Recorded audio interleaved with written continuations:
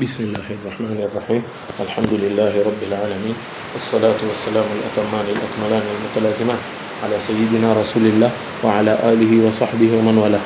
أما بعد ya kumshukuru Mwenyezi Mungu na kumtakia rehema na amani kipenzi chetu Bwana Mtume sallallahu alaihi wasallam, tuendelea na madarasa haya ya fiqh katika madhhab ya al-Imam Shafi'i, na tumefika katika mambo ambayo ni haramu kwa mwenye hedhi. Na tulikuwa tumeashiria yale yaliyotangulia kuwa mwenye hedhi anaharamishwa yale ambayo ni haramu kwa mwenye janaba na zaidi. Maana hedhi ni zito kuliko janaba. Sasa katika mambo ambayo ni haramu ya ziada ni kufunga saum. Kufunga saum, kujizuia kwa nia ya saum ni haramu. Yaani kujizuia kutokula. Mwanamke akiwa katika siku zake akikusudia kuwa yeye hali kwa ajili ni saum, kwa ajili ni Ramadhani hali, basi pale ni haramu. Kwa lau akajizuia tu bila nia, si eti amekusudia yeye kuwa ni saum, basi pale hakuna uharamu wowote. Yani lau yeye amefunga, ameketi akafunga, si kufunga, yani amejizuia mchana mzima hajala, Ramadhani mchana hajala, maskini akiulizwa sijisikii kula, si eti kuwa mimi najizuia kwa ajili nini, ni Ramadhani, pale ni pale hakuna uharamu. Kwa uharamu huko katika kukusudia kujizuia kwa ajili ya saum, ile ndio nini, ndio haramu. Kisha jambo ambalo lafungamana na hili ni kuwa baada ya Ramadhani lazima yule mwanamke alipe hizi siku zote alizoacha, basi lazima afanye nini, alipe zile siku. Maana yake imepokea kutoka Sayyidatina Aisha sema alikuwa sisi tuamrishwa kulipa saum, lakini hatuamrishwi kulipa nini, kulipa swala. Kunna nu'maru biqada'i as-sawm, kwa sisi tunaamrishwa kulipa saum, yani kukidhi saum, lakini hatuamrishi kukidhi nini, kukidhi swala. Kwa hivyo zile siku zake zote ambazo hakufunga kwa ajili ya ada zake za mwezi, kwa ajili ya hedhi, lazima baadaye aje afanye nini, azilipe. Naam. Kisha katika mambo ambayo ni haramu kwa mwanamke mwenye hedhi pia, na hili uharamu wake ni upande wa mwanamume, yani ni haramu kwa mwanamume kufanya machezo ama kutaladhadhi, kufanya mubashara baina ya kitovu na magoti cha mkewe, ni haramu. Asema Mwenyezi Mungu Jalla Jalalu, fa'tazilun nisaa fil mahid.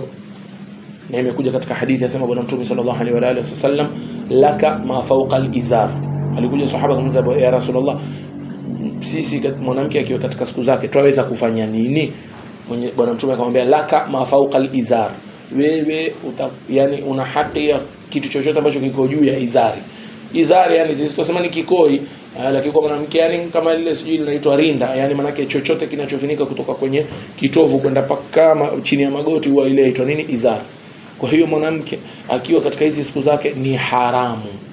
Ni haramu mwanamume ende acheze naye baina ya kitovu na magoti. Anaweza kumbusu, anaweza kumpiga makamama, anaweza kufanya machezo kando, chini ya juu ya kitovu inawezekana, na chini ya magoti pia inawezekana, hakuna makosa.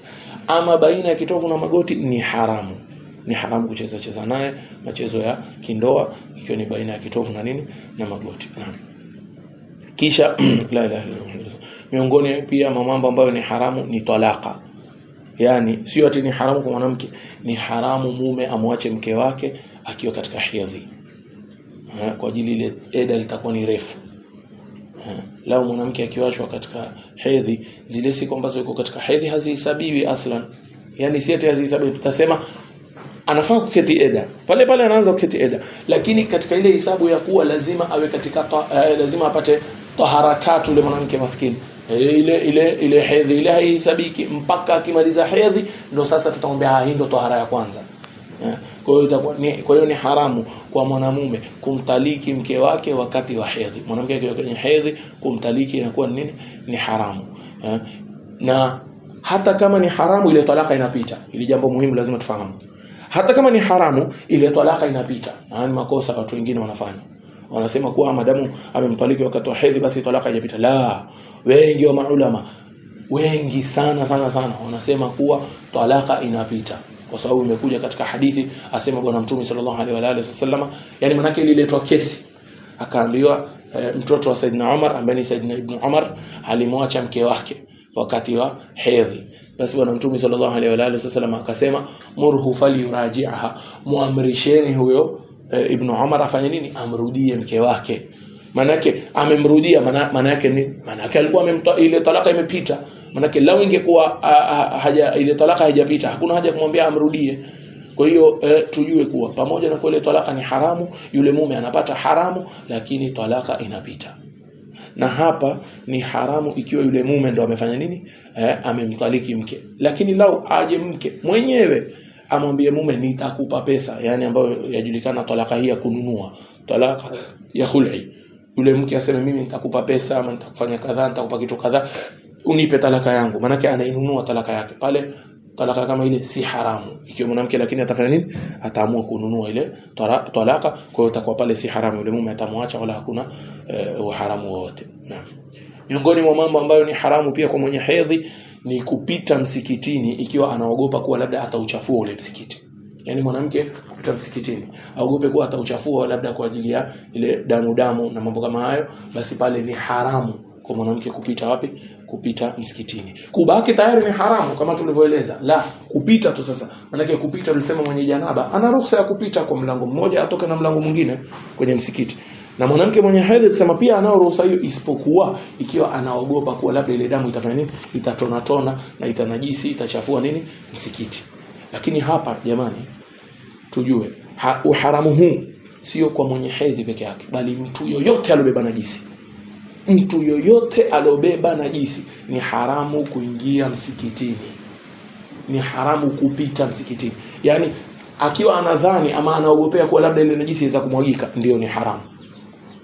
Kupita hivi na amebeba labda kifuko kina nyama na ina damu, anaogopa kwa ile damu itafanya nini? Ile damu itaanguka, itatona ichafue msikiti. Basi tumwambia pale ni haramu afanye nini? Ni haramu apite msikitini. Kwa hivyo si ati mwenye hedhi peke yake. Inatajwa katika mlango wa hedhi, manake ndio sehemu ya kwanza ambapo masala kama haya yanafungamana nayo. Lakini kihakika ni mtu yoyote alobeba najisi akiwa anaogopa kunajisisha msikiti, kuuchafua msikiti, ni haramu apite wapi? Msikitini. Naam. Kisha masala sasa, lau hedhi ikikatika, hedhi imekatika, hukumu yake ni tunasema hedhi ikikatika, basi yule mwanamke anaweza kufunga somo, mume anaweza kumtaliki, sawa, hata kabla ya kuoga. Haya mambo mawili moja kwa moja, hedhi ikikatika, hedhi ikiisha, ile ada ya mwanamke ikiisha, haya mambo mawili automatic yanakuwa ni halali. Tumesema ni haramu kwa mwanamke kufunga, ni haramu kwa mwanamume kumtaliki mke wake wakati wa wakati wa hedhi afwan.